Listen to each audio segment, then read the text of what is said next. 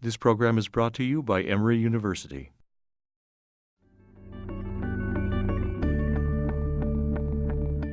I think the major misconception I find among Western societies about Islam is identifying it too much with the Middle East of today. So there is little understanding of the historical depth and the richness of the Islamic tradition 1500 years globally.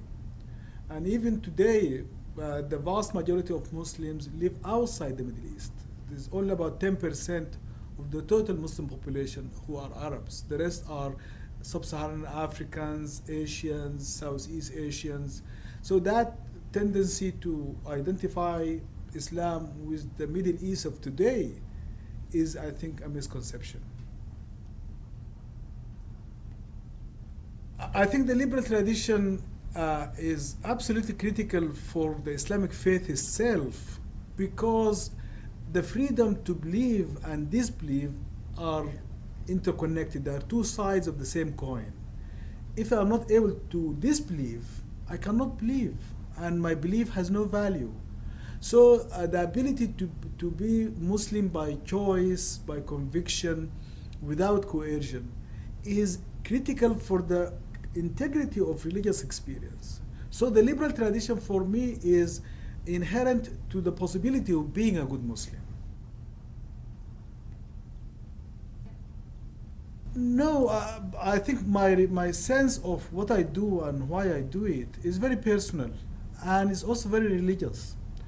I'm always very conscious of the fact that I'm accountable from a religious point of view for what I say. So if I misspeak, if I speak flippantly or dishonestly or misrepresent any aspect of it, then I feel accountable to God for that. So for me, it is a very religious act. And for that, I worry about being too much confident and comfortable about speaking for Islam or Muslims. I think it is really, I do it as I feel it is necessary for it to be done, but I'm always very hesitant and worried about my overstating or being overconfident about what I'm saying and doing. Islam is very much a continuation of the same Abrahamic tradition of Judaism, Christianity. And Muslims believe that they are part of the same global community of people of the book, the three religions. So the core values are shared among all three traditions. Speaking the truth, being compassionate, being hardworking, honest, all these values are shared. But the critical point which comes in the name Islam itself, Aslama is someone who submits. So Islam is about submitting to the will of God. So this notion of submission, not to preempt or protest as what you believe God's will is the object of our ritual practices, our religious doctrine, our social relationships. So a constant interaction between our submission to God and our acting with other people. The way we interact socially is a way of expressing our submission to the will of God in that sort of, you might say, vertical relationship to God in a way.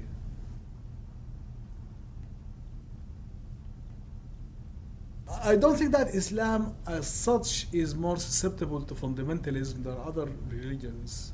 But I think the post-colonial condition of Muslim societies makes them more susceptible to fundamentalist thinking. So it is a reaction to colonialism and to perceptions of hegemony by the West, exploitation by other societies.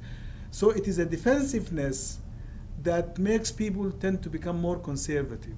As we know that if you feel under attack, you tend to protect your community, you tend to stick together, you tend to suppress dissent, you tend to highlight what is common against the shared common enemy.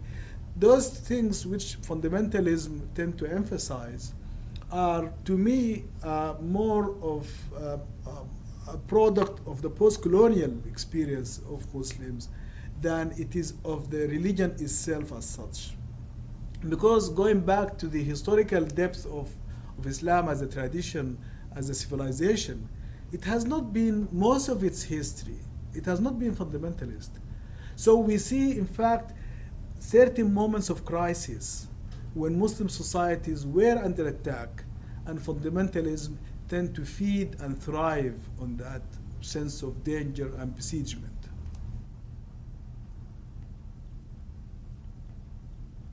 Yes, I think the tendency to view Islam as more fundamentalist is because when it has come to the attention of the majority of Western societies and audiences and readership of media, it has come in association with fundamentalism.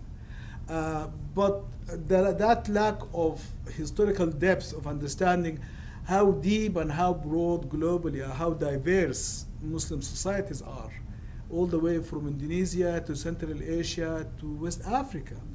There are more Muslims in sub-Saharan Africa than there are Muslims in the Middle East.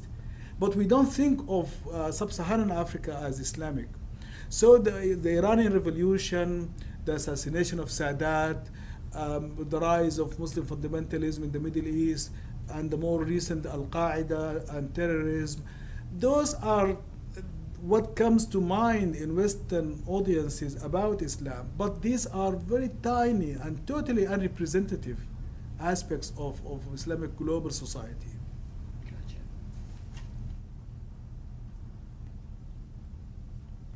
The feeling that we are in this together. Very much today's news about this swine flu in Mexico and how it has global implications. I mean that people traveling all the time, carrying disease and risks. So as a global human society, we are facing similar dangers. And therefore, we should not think so much in terms of how different we are, although we cherish our being different, but we should emphasize how equally vulnerable we are to dangers of all sorts. And it is by emphasizing our shared humanity that we can confront our shared vulnerability. And to that, I come as a Muslim, and I would like to see others come as Christians, as Jews, as whatever tradition, coming to this common ground and retaining our distinctiveness in our traditions, in our values.